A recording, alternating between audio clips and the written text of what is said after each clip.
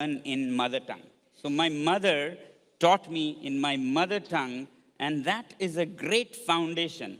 आपकी मातृभाषा अगर मजबूत हो तो भाषाएं आपको 6 महीने लगते हैं. मुझे अंग्रेजी सीखने में कोई समय नहीं लगा, हिंदी सीखने में नहीं, फ्रेंच में नहीं. 6 महीने में भाषाएं सीख सका क्योंकि मेरी मातृभाषा मेरी माँ ने बहुत मजबूत किया. तो मैं आज़ादी के अमृत महोत्सव पे कहना चाहता हूँ कि ये आज़ादी कब मिलेगी हमें, हमारे बच्चों को. ये एक बहुत ही महत्वपूर्ण बात मिस्टर वांगचुक ने की है.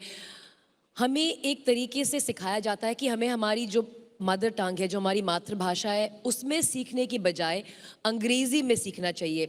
क्यों आप पंजाब से होकर अंग्रेज़ी में साइंस और मैथ सीख रहे हैं? क्यों आप महाराष्ट्र से होकर, जब आपको मराठी में आपकी सारी बेसिक एजुकेशन होनी चाहिए, क्यों आपको सिखाया जा रहा है? और क्या हो रहा है कि उस लैंग्वेज बैरियर की वजह से बच्चे लैग करते हैं क्लासेस में.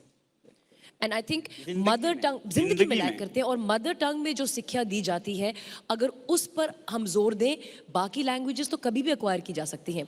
पर क्यों हम एक हाइब्रिड मॉडल क्रिएट करने की कोशिश करते हैं कि अपनी लैंग्वेज को भी सीख लें, फिर बीच बीच में इंग्लिश में भी कर लें, फिर उन दोनों को हम मैरी करने के चक्कर में कहीं पिछड़ जाते हैं. So I think it's a very very important point you made there कि जो हमारी खुद की ज़ुबान है वो हमें नेचुरली आती है, उसमें सीखना बहुत आसान है हमारे लिए. चाहे वो भूगोल हो, चाहे वो इतिहास हो, चाहे वो साइंस हो, जो भी हो. और जब हम उसे अप्लाई करते हैं एक दूसरी लैंग्वेज में, वो लर्निंग प्रोसेस शायद स्लो हो जाता है. You know, mister Wangchuk and I have a small thing in common. इन्होंने अपनी काफ़ी फॉर्मल एजुकेशन जब इन्होंने शुरू की थी 9 साल की उम्र से, केंद्र विद्यालयों में की है. मेरी भी काफ़ी एजुकेशन केंद्र विद्यालय में हुई है. All KV students, anybody here, can you put your hands up? Okay, so very few, but Kendra Vidyalaya students. And मैंने 2 साल बिताए केंद्र विद्यालय लेह में, लद्दाख में.